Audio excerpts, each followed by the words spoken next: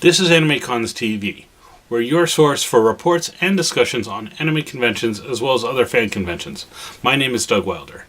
Each month, AnimeCons TV dedicates an entire episode to responding to your questions and comments. We've got a lot this month, so let's start off with some email. We got an email from Don who wrote, I stumbled on your website while researching a particular weekend's con activity in 2018. I'm surprised to see your guest biographies and especially your list of people who have been guests at more than 50 conventions. So, who compiles that information for you? How do you decide whom to feature in that 50 plus club? Actually, Don, it's all automatic. As long as we have the data of who has gone to more than 50 cons, and that's just collecting the information that's usually sent to us or presented by a con's website, it's automatically generated. We don't really moderate it. We just have our data collected and it pops up automatically. It's not like a special status that we grant everyone. If we can track the data, it's there. On Twitter, Ashley E. Thomas wrote, wow, I was like a triple threat on AnimeCons TV's general feedback episode. #LOL. Yes, my username is hard to say, so Ashley is fine. Well, Ashley, we're glad that you got some feedback in. In response to a tweet hoping that we hit 1,000 YouTube subscribers, Bleak asks, is this to meet YouTube's stupid new monetization rules? You know, you can buy subs for not that much money, right? Well, kind of, but we'd really just like to hit 1,000 honest subscribers. We don't monetize our YouTube videos anyway, and we're not going to do something deceitful like buying subscribers. We'd rather have just 1,000 genuine people who are interested in following our podcast. So if you have a friend that you think would like us, send them our way and tell them to subscribe. In response to Shannon's episode on sexual harassment at conventions, Erica Friedman tweeted at us, good video. The links she provides are good and AnimeCons really need to roll up their sleeves and do this, especially the training staff part. In all my years of working at anime conventions, that was the weakest link. Volunteer X often has no idea what to do or how to respond. That's why I wrote this. We'll put a little link to her video right there, her article right there, and it'll be in the show notes. Also, Boycott Anime Matsuri, wow, I think they have some opinions, said, heck yes, snubs, we can think of at least one con that needs to watch this video very carefully. On YouTube, Trey Dorn wrote, I'm always surprised when cons don't have codified policies. Like, this is stuff that should be on the books from day zero. All the cons I've worked from day one, going back to the 90s, have had this stuff written down and publicly available. Also, I know this has nothing to do with anything, but the Nerd and Tie legal fund is in dire need right now. They're just at gofund.me/nerdandtie. So there, they just got a plug for their legal fund. And then Ashito Marisu, I hope I'm pronouncing that right, wrote, the convention I went to before going on hiatus did not have a code of conduct, from what I recall. I'm hoping they would include one once they return, or remind them what a convention does when they come back. So yeah, a lot of people like that. Joe James Catt wrote, well done, Patrick and Shannon. I've always stood for giving the victims a voice.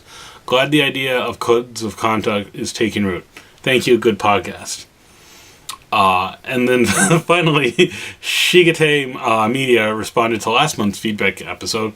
I bet one of you is going to read this for February's feedback app. But thanks for reading my comment. Haha. Well, there you go. We read your comment. And you got a good laugh out of me. So, moving on, Sparrow779 responded to Elizabeth's list of 4 things cons can improve. This made me think of a question that I wanted to ask. A con near me does pretty well, except for, it seems, the awareness of those who have disabilities. Like, I go with a friend who uses a wheelchair, and panel rooms aren't always laid out in a way that's accessible for him. So we have to move chairs, etc. out of the way. Staff have also incorrectly assumed that we're his handlers and given us the special needs stickers to line hop with him. On one hand, that's awesome because we get to sit with our friend, but it's also upsetting that they just assume he needs us to help him. We put this feedback out there every year, but it seems to be one area they struggle to improve in. That's really disappointing because I think providing that feedback is really important to the convention. As far as giving you guys the stickers, part of me wants to say, just take it because it's a nice little bonus and you get to spend time with your friend. But if you guys really don't want it, I just tell the con staff or whoever, thanks, but no thanks. We don't need it.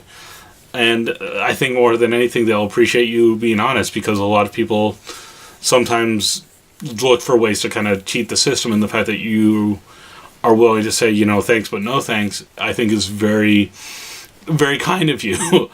But again, if you want to just, kind of take that as a win, that's your call. And your friend, if your friend wants to be able to hang out with you, that's fine too. As far as things like seats and stuff, this is something a lot of cons are still forgetting when they do layouts. And I would actually kind of put this on more direct feedback, is say specifically in your feedback that when whoever sends out the room layouts to the convention center from the convention staff, tell them they need to make a cutout section, maybe even with the right kind of tape, because every kind of convention center has different rules on what can be taped to the floor, but tape out a section of the floor where they don't put chairs to fit things like wheelchairs. I'm on staff for Anime Boston, as a lot of people who follow this podcast know, and I used to work with the convention center for layouts, and it wasn't until a couple of years ago that someone really brought this to our attention, and we had to start pushing it. Another thing that convention staffs can do is make sure they're going through and inspecting their rooms ahead of time to before programming even starts. Ideally, early in the morning, the day the con opens, or if things are getting set up the day before, go through, check rooms beforehand. And if they're not making a space that can fit a wheelchair, bring it to the attention of the convention center staff so that things can get set up for that.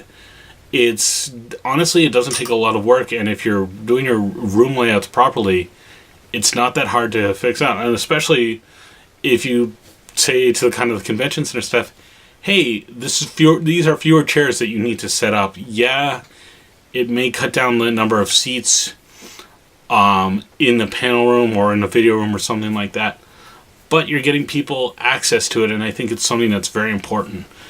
I think accessibility at cons is going to be a challenge. We're going to see a lot more people addressing going on, and I think a lot of it really boils down to it's not hostility, it's just things they didn't think about. Again, I'm really kind of surprised that you say this in your feedback to the convention every year, but don't give up. Keep bringing it up. Also, maybe mention it not just after the con, but a couple weeks before, maybe a month or a couple weeks before the convention starts, letting them know that this is a concern, because this is something they can fix in advance. During the middle of the con, it's a little hard, but again, say it after the convention, say it leading up to the convention too, and just kind of keep at it. I think it's something that is definitely worth addressing, because making sure everyone has access to the events they want to see, as long as they're getting in line in time and stuff like that, I think is super important. So you have a really good point here, and I think it's something that you should definitely pay attention to and keep fighting for. And if you find another con that does do it well, reach out to them, ask them how they did it, ask them if they have any suggestions for the convention that you go to, so you can pass that on to them, because sometimes it's really helpful to not just come to feedback with kind of an issue, but saying, hey, this is how one convention has fixed this problem. So definitely go for it. I think you've got everything that you can, and please, keep us posted on how it goes. I'd love to find out more ways that we can help people address this issue. And now it's gonna, after that long rant, let's take a look at the fan conventions that are coming up through April 2018, as found on fancons.com.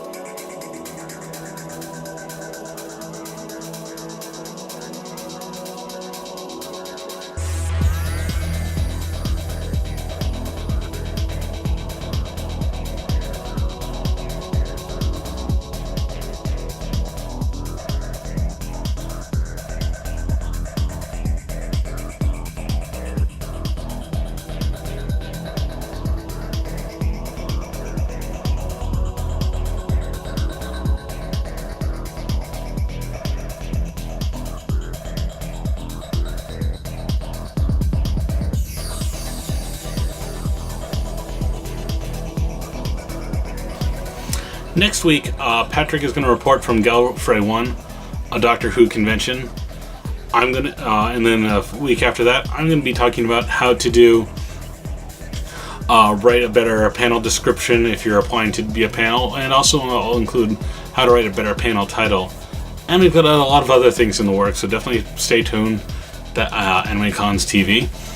And don't forget that we love hearing from you, our viewers. We got a lot of great feedback and comments this month, but we want to hear from you before our March feedback episode. If you're watching this on YouTube, leave a comment on our videos. Don't forget to like and subscribe us. As we said, we'd love to hit 1,000 natural subscribers. We just passed 930, so we have less than 70 more until we hit that 1,000 mark. And even if you don't normally watch us on YouTube, don't forget to drop by and give us another subscription to help us get to that mark. You also get email notifications about when new episodes come up. You can leave us a voicemail. We're at 762-ADEQUATE. That's 762-233-7828. And of course we have email, which is podcast@animecons.tv. And help us get the word out and tell your friends about us. Again, we'd love to have finally hit 1,000 subscribers. New episodes are posted every Monday at 3 p.m. Eastern or noon Pacific. We post them on Facebook and on Twitter, so all you have to do is share those links and or share our YouTube video.